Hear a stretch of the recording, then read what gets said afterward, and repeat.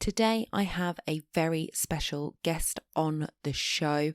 You have heard me previously talk about sustainability in our business. So this lady is going to help us to increase that sustainability in one particular area. Helen Rogers is the owner of Highgate Honey, a beekeeping company based in North London.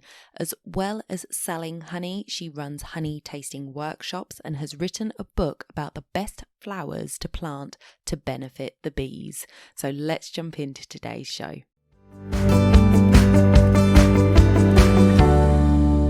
Welcome to the podcast, Helen. It is so lovely to have you here. This is a topic that I am so passionate about. I can't wait to jump in.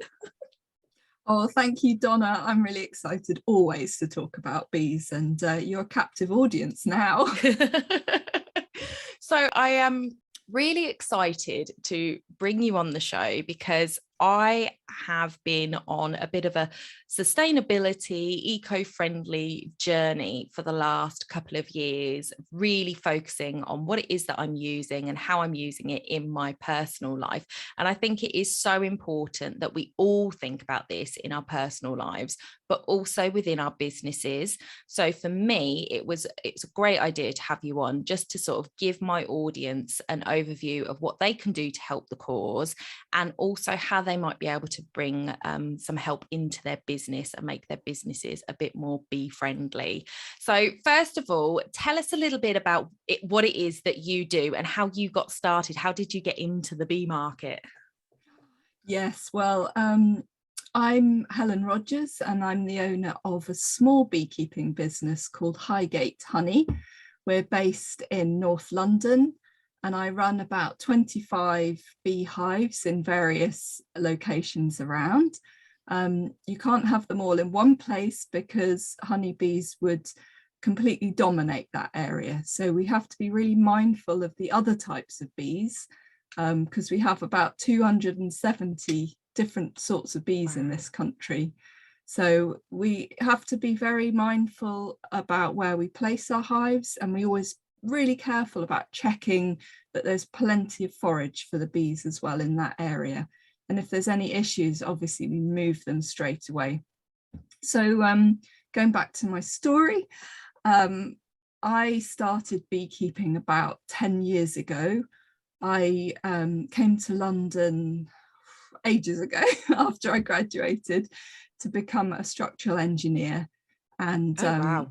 I've worked in that industry ever since, and I have a ridiculous niche of being the person to go to for repairs to cantilever stone staircases. So I get to go in the most incredible buildings and some wonderful venues. Actually, many of them are wedding venues as well. So I know all the best staircases. Anyway, I grew up in the countryside and I was desperately missing that connection with nature. And I began to notice around the city in London, beehives tucked on roofs, in parks, behind bushes, all kinds of stuff like that. And it really intrigued me. And I ended up sort of becoming a bit of a beehive spotter, I suppose. Love it. And I became interested in buying local honey, and sort of dithered on the edges of it for a long time. And we moved to this house about 11 years ago, and my husband surprised me with a gift of a beehive for my birthday one year. Oh, wow. Which was so exciting because he knew I was really into bees, and he said, you know, we've now got the space for a hive because we used to live on canal boats, so obviously that was never going to work. So we had the space, and yeah, the rest is history really. So I began with one hive, and thing with bees is once people know that you've got them, any issue with bees, you are the person that gets called up.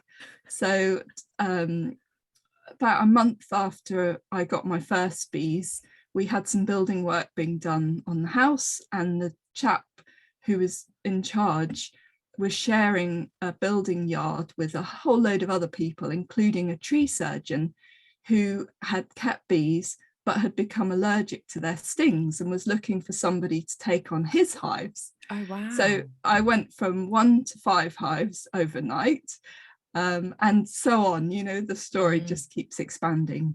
So nowadays I run quite a lot of my own hives, but I also look after some hives for a couple of businesses as part of their kind of ecological greenness, and they've become really involved in planting for bees and promoting local honey and things like that. And as well as keeping the bees, I'm also a honey sommelier. So I went to Italy to learn this trade, which you can't really do in this country. And they take their honey so seriously over there, which was a real joy, actually. And to be in a group of people who were just bee and honey mad was a wonderful experience. And we learnt about the different types of honey come from different flowers, obviously. And in Italy, they're very interested in, pure honey from different plants. So they have the acacia tree, then they have thyme, and, so you get all these different flavors. And as part of the training, you learn to be able to identify about 20 different types of honey blind. So you don't know what they are, you just get a little sample and you have to taste and smell it and say what it is, and then they blend them and you have to be able to say what it is. So blended, wow. Exactly. So that was utterly mind-blowing. So I came home and I realized that very few people understand how wonderful the honey that we produce in the UK is. So I started over lockdown running these honey tasting workshops online. Oh, wow. So I send out a box of honeys from the UK, which I've got from various beekeepers. And then I talk people through the tasting of those different honeys. So honey is so local to where it is. It's like a good comparison is the wine industry. In France, the areas are so specific, aren't they? Yeah.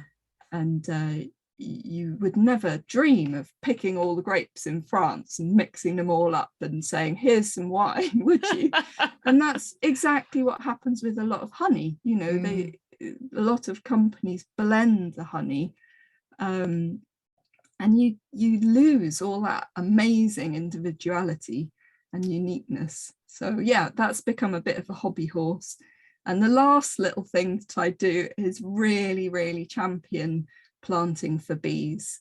My mother is a horticulturalist, and we collaborated together to produce a little book called 80 Flowers for Bees, which picks out the best bee plants. And she was able to give me the sort of growing information as well. So there's loads of books out there which will say, plant this, plant that for bees, but they don't actually tell you how to look after them or where those plants should be planted, if they prefer shady or acidic soil or whatever.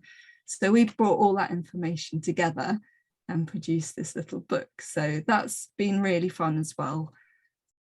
Yeah, that's so good. I love it. And there's so many things in there that I was just like, oh, I want to know more about that. I want to know more about that. We could be here all day. We really could. But I will keep it short. So one of the things that really sort of struck me there was that you said that you were finding beehives. So are there rules around where you can put beehives, and how would you find out where to put them? Like, I was just like, I know that, I've watched what was it called? It was a Sherlock series based in America. I don't know if it was called Sherlock or if it was called something else. And Sherlock kept bees on his rooftop in Manhattan. He retired. Sherlock Holmes retired, he's famously became a beekeeper. And so I've seen that, and I guess, your property, you do what you want. So I'm assuming that your first one you had in your garden, and then you've got 25 others around. So is there like permissions that need to be granted for that? Well, there's no sort of license required for beekeeping in this country, and there's obviously different rules for different countries. I know, for example, in New York, you can't just slap a hive anywhere you want, but here you essentially can. Oh, but wow. obviously there's responsibilities that go with it. And in an urban environment, which I'm in, you've got to be really careful about where you site your hives, because they can't bother people. If they swarm, you can't have them disrupting a shopping street, or that sort of thing. So I'm really, really careful about where I site my hives. Some I've got in other people's gardens who are really keen on helping bees. The preservation. But mostly they're tucked away. I don't advertise where they are, because they are kind of vulnerable to vandalism. I was going to say, that was the other question I was going to ask, is like, how worried do you get about them? Because I'm like, if they're out in a public space, have you ever had somebody go and destroy? I've had 2 issues. One was from badgers, which I had no idea that there were badgers in the area, and badgers love to eat the larvae in the hives. So they'd knocked over the whole hive and gone in and chewed everything up, which goodness. I was really shocked by. So that site, now I have an electric fence around, keep the badgers out. You learn all these things. And unfortunately, on one of my sites, some young people decided to throw rocks at one of my hives and knocked it over. I suspect that they came off a lot worse. I mean, it literally boggles your mind, doesn't it, what young people will get up to these days? And disturbing a hive of bees doesn't sound like a sensible thing to do. It's crazy. But I mean, having said that, at the same apiary, which I still have, because I thought, hopefully this is a one-off, I'll keep them there. And I've always strapped my hives up, so if they do get knocked over, then the bees are kept together, because the hives are sort of stacked up boxes. So if they get knocked over and they're not strapped, then they'd spread all over the place, and the colony can die very quickly because they're cold. Anyway, so I went back there, checking all the time. And again, there was a group of young lads all smoking weed, and I thought, oh no, this is just, I'm gonna have to move all the hives. I ended up having a good chat with them, and now whenever I go there, it's like, oh, it's Highgate Honey, brilliant. And then once I had a swarm happen from those hives, and they swarmed onto the bench that they always like to sit on, and they actually rang me up and said, oh, Highgate Honey, your bees have swarmed. What should we do? Them. So I went and collected them, and they watched, and they're so into the bees now. So now that's brilliant. They're like the guardians of my bees, which is wonderful. That. It is so good when you can change a negative round, especially in young people's lives. It's so hard. And I don't know, obviously when you think about generations ago and what kids were up to and stuff, and then we sort of had the era of youth clubs and things like that, which have now pretty much died out, and it's back to them not really knowing what to do with themselves and being so involved in the internet and in their phones and on. So just to have opened their eyes to something that is more nature based and outside, and that they're excited about it, is really lovely to hear. Because I've got a 20-year-old and she spends her whole time on her phone, and it's just like, oh, get outside, smell the fresh air. So that's wonderful. So true. And that whole thing of changing people is marvelous. And I quite often go into primary schools and for younger kids to talk about bees, and very often afterwards I'm walking around and the little kids are with their parents, and oh, that was the lady that came to talk to us about the bees. And then it's the parents who come up and they say, I've learned so much, we're planting flowers and all this stuff, which is absolutely brilliant. I can imagine. I can imagine. So for those of us, I mean, I think you'd have to have been living under a rock to not know that bees are important to our existence. But for those that aren't really aware, can you kind of tell us why it is important that we sort of support bees in their endeavours? Yeah, so as I said before, in this country, we have about 270 different types of bee, Which is amazing. and we rely on them for pollination. They're one of the major pollinators. There's lots of other ones like wasps and moths and things like that, but bees are incredibly important for our food system as humans, but also obviously the food chain for all other animals as well. So without them, we wouldn't have most fruit, so apples, pears, blueberries, raspberries, anything you can think of, and a great deal of vegetables as well. And we wouldn't have clover, which cows eat on, so we wouldn't have beef, you know, and it goes on and on and on. So it's said that directly our food, about 1 in 3 bites of food is comes from a thing that's been pollinated by a bee.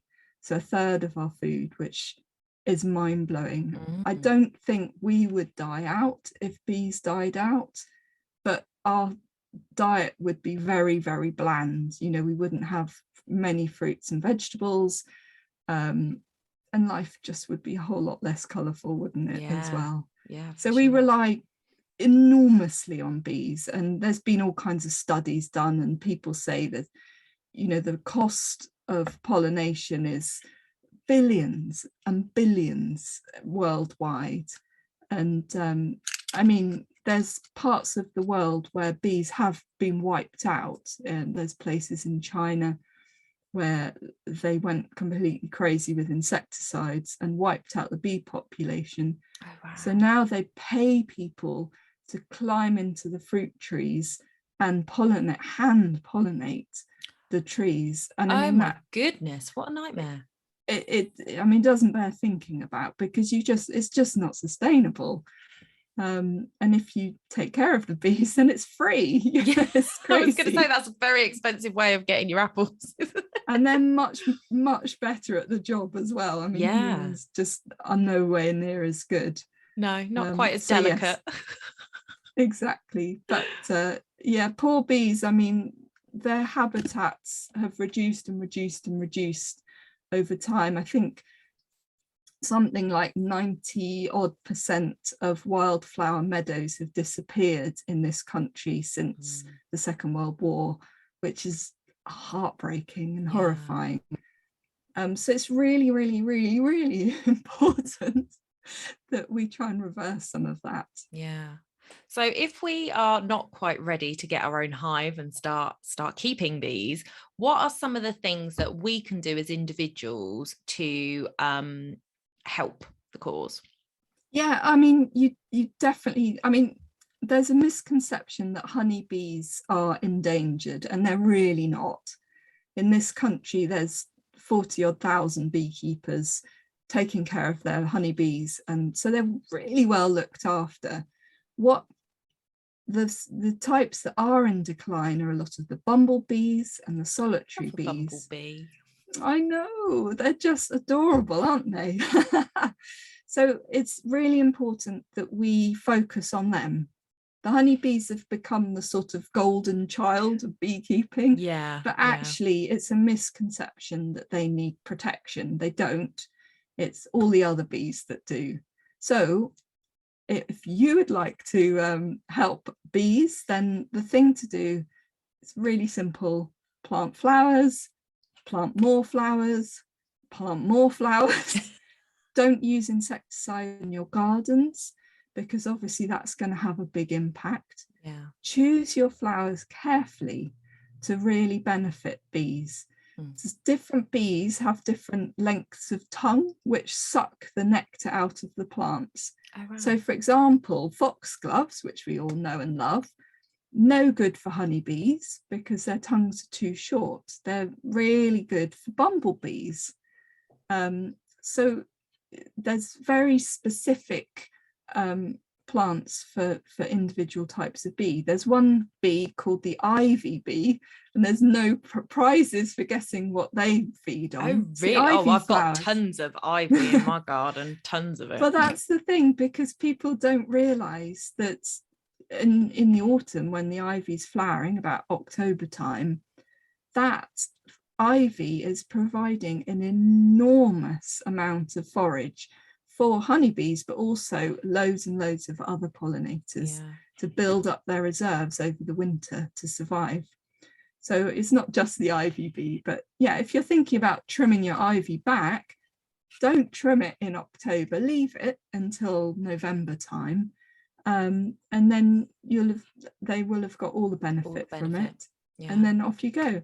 I mean, the best thing that you can plant is a tree, because if you think about it, one tree footprint on the ground isn't very big really, but the canopy will have thousands of flowers in it, and that will provide good habitat for loads of other insects as well. Yeah. But we don't always have space for a tree in our garden.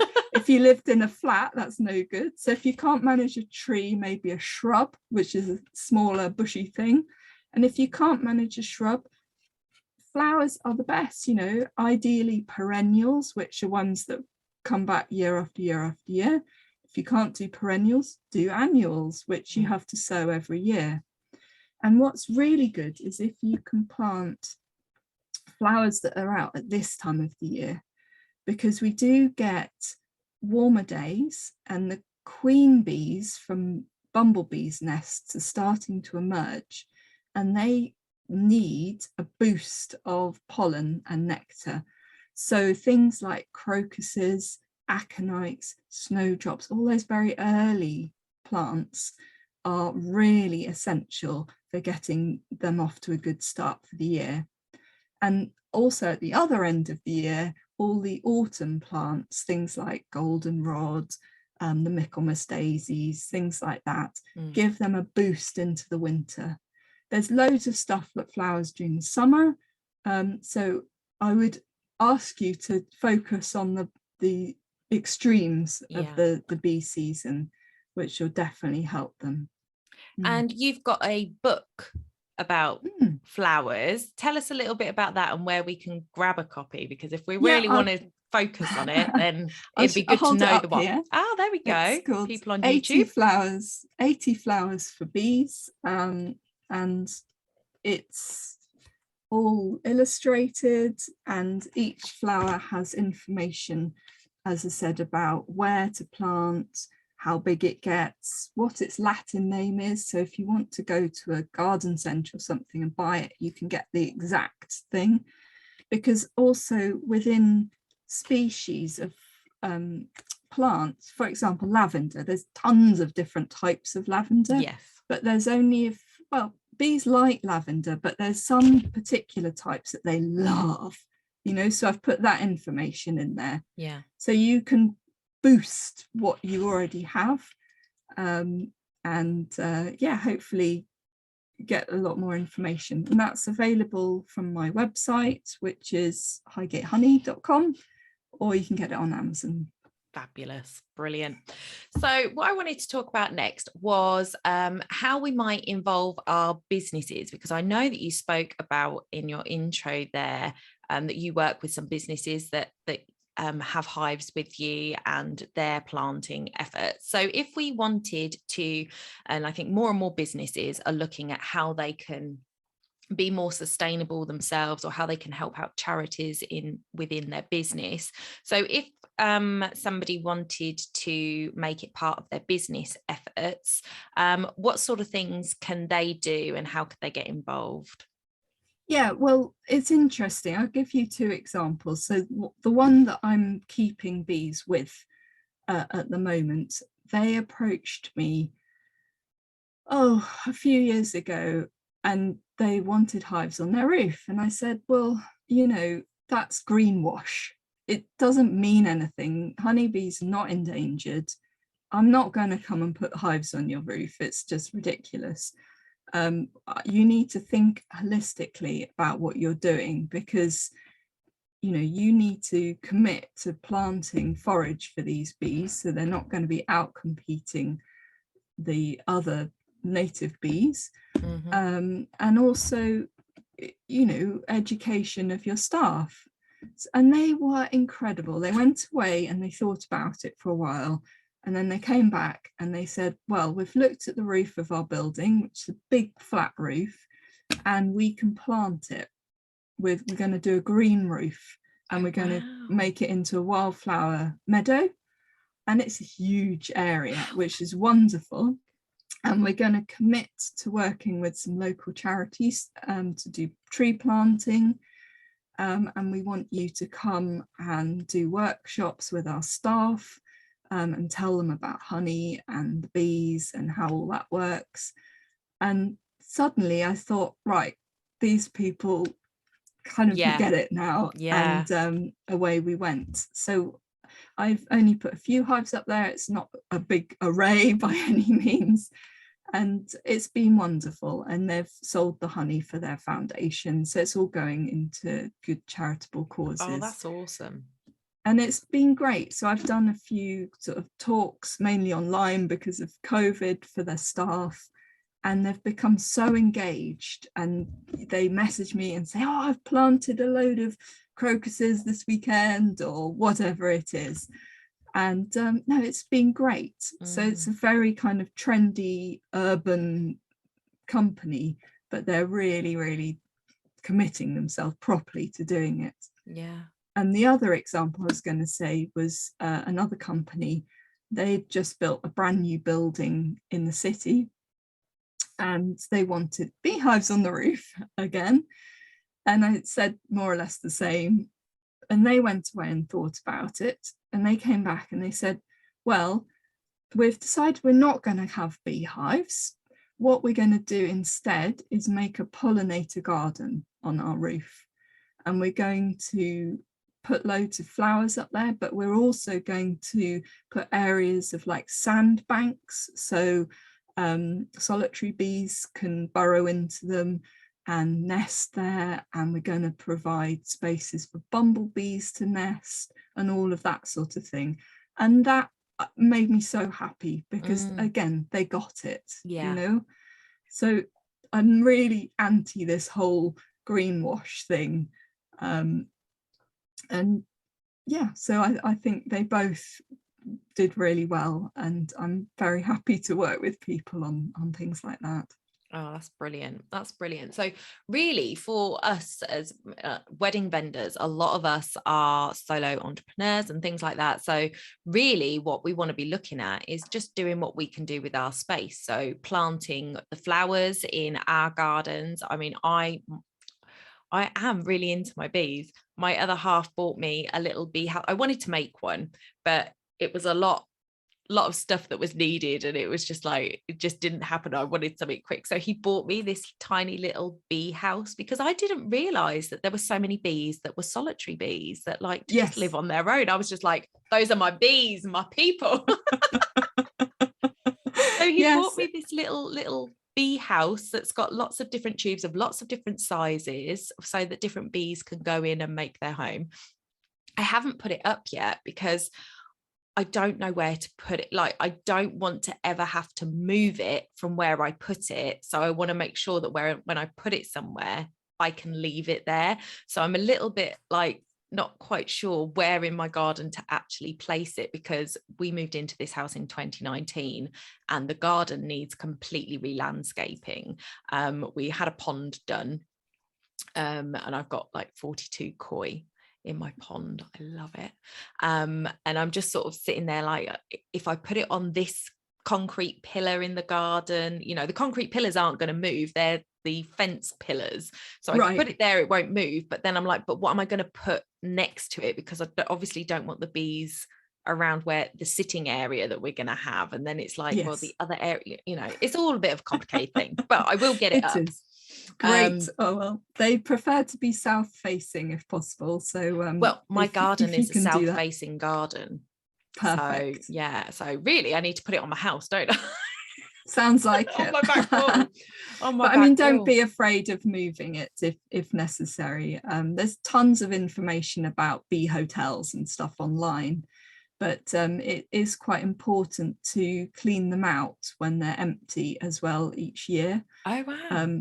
Because they can harbour disease and so on. So if you want them to be reused, because quite often people get them and then the bees move in, and then they're gone, and then the following year they never come back, they're not reused, and the reason is that they aren't clean, and bees are super hygienic creatures. See, I knew there was a reason that I had you on the show. Just that little nugget right there, because I would have thought, they would have just done what they do and I could just leave it, and that would have been me. So I'm so glad you said that, because but I mean, you don't know what you don't know, do you? Even better than the bee hotels and so on are like hollow stems of plants and things like that. So if you have plants in your garden that die back over the winter, leave them there until the temperatures get above about 10 degrees each day, because there may well be bees hibernating in them. Oh, wow. So it's, you don't need to go to the expense of purchasing a specific thing for the bees. They're so adaptable. Yeah. And they've got it all sorted out. Brilliant. Okay, so the final thing before we go, obviously want to bring it back to the wedding industry, and the honey. So I've known a lot of couples that want to get a bit more eco-friendly, a bit more sustainable with their weddings, and one of the ways that I've seen people do it is through honey-based favors that they give out to their couples. So I wondered if you had a couple of ideas of things that we could use for favors or suggest to our couples, especially the wedding planners listening who kind of help the brides with that thing. What can we do with our couples to help the bees and promote bee care?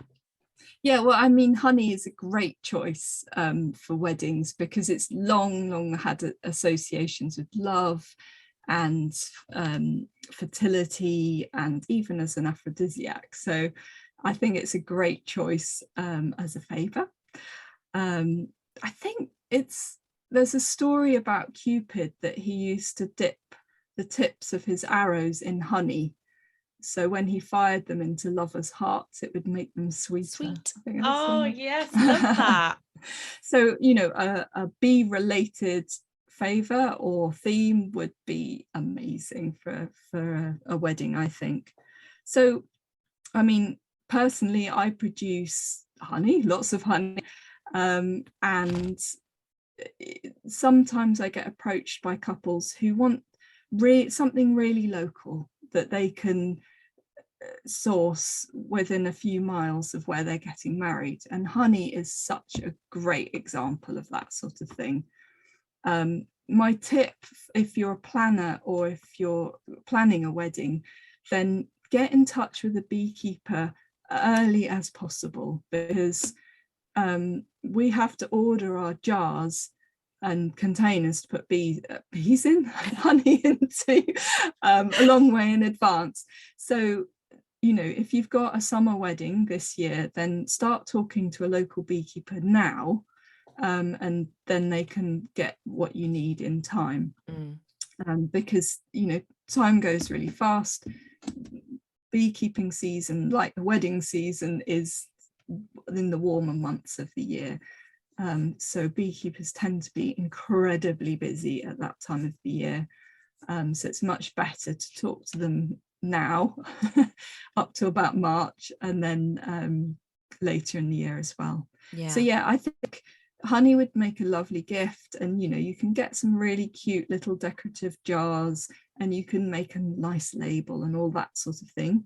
But other ideas, we make a lot of beeswax candles, which I think would be a really sweet thing as well, because they can be made in lots of shapes. I've just started making heart-shaped candles, which are just adorable. They're really a bit taller, about twice the height of a tea light, but that sort of diameter, and that with a nice ribbon, it would be such a sweet thing. Other things I also make soap, which is made with our beeswax and honey. And I think that would be a lovely thing to have as well. And, something to remember the couple by, every time you wash your hands, oh, I wonder how they're getting on. And yeah. I think that would be a really nice thing. And it's also a practical gift, because I don't like things that just take up space in my house. Just The clutter up. the clutter stuff. Exactly. Oh, I can't stand it. I have a YouTube channel called Bride to Be TV, in which I talk to brides about what they can do for their wedding day, how they can save money, how they can, and the questions they need to ask vendors and things like that. And one of the things that I said was just that, a majority of favors get left on tables. It's just standard. As a photographer, I saw it all the time. People would just leave them because they were either, you've got to think about how a couple comes to a wedding. The bride is the female of a couple, is not bringing her big bag that she walks around with Monday to Friday. She's bringing a little clutch. And, if there is a male counterpart to that couple, he's got his pockets that are full of his wallet and his phone as usual. So there's no room for anything that's too big. So it either has to be something that's kind of handed out as people are leaving to make sure that they take it with them, or it's got to be something that's small enough to fit into a clutch handbag. And go on, sorry. No, I was just thinking that another thing that would be really nice is some seeds. Some flower seeds, which would be appropriate for bees, because again, that's super little and you could just tuck that in anything. Yeah, absolutely. And I was going to actually say, on top of that, I have seen one of my members, so I run the Society of Professional Wedding Vendors. One of my members is a wedding stationer, and she can make you invitations that are impregnated with seeds, so Amazing. that you would just, and it's biodegradable, nice paper, and you put the invitation on there, and the ink is special ink that's not going to damage the seeds in any way, and you just throw the invitation on your, dig it over in a bit of soil and water it, and you've got your own little wildflower garden, which I just think is an amazing way to be more eco-conscious and give back to the environment with your wedding. So that sort of combined with a pot of honey on the day would be a really nice theme to take through your day. I really like that idea. I mean, it's also important to think about flowers. Where have the flowers come from for your wedding? Because you could do some really good support by choosing local flower grower who's growing seasonal flowers which are appropriate for your area. If you're going to go down that route, I think that would be a really nice thing to do as well. Yeah, absolutely. So today, guys, we have found out a lot about bees. A lot of misconceptions, I think, have been broken today, because I would have instantly thought, oh, I need help the honeybees, and what we're hearing is actually no, the honeybees are being taken care of quite well, and it's the other 269 varieties that need our help. So there are lots of ways that we can help: planting seeds, buy in locally, get in touch with your local beekeeper and see how they could use your help and how you might be able to support them in what they're doing. Pass that information on to your couples and let them know how they might be able to incorporate that, especially if they are a couple that are very willing and wanting of sustainability and eco-friendly stuff within their wedding day. So I hope you found that interesting, guys. I've absolutely loved our conversation, Helen. Thank you so much for coming on the show. I really appreciate it. It's a real pleasure. Thank you for having me. So where can people find out more about Highgate Honey? So we have a website, which is highgatehoney.com, and we're on all the social media, and our handle is Highgate Honey. Fabulous. Well, head on over, guys, find out more about Highgate Honey. I actually could sit here and talk to you all day, because I'm now fascinated, because I'm going to admit something. The last thing I admit, I don't actually like honey. No, I wish I can't did. believe Like, it. I love bees, but what you're saying to me is that I actually need to try some more honey, like wine, because I don't like a lot of wine, but there are a couple of bottles that I do like. So, I can by the sound of it, guarantee. I need a honey tasting session with you, Helen. I can guarantee there's a honey for everyone. I have lots of people who say this to me, actually. You're not the first person. And there's always a honey for you. So don't give up. You have to try them I all. will. Yeah, there's a lot of honey out there. Right, guys, thank you so much for joining us this week. If you are watching on YouTube, hit that subscribe button and that notification bell so you don't miss when our next episode comes out. If you are listening on the podcast, please subscribe where you listen. Head over to our website, which is spwv.co.uk/blog, and you will find all the episodes there as well. Until next week, bye for now.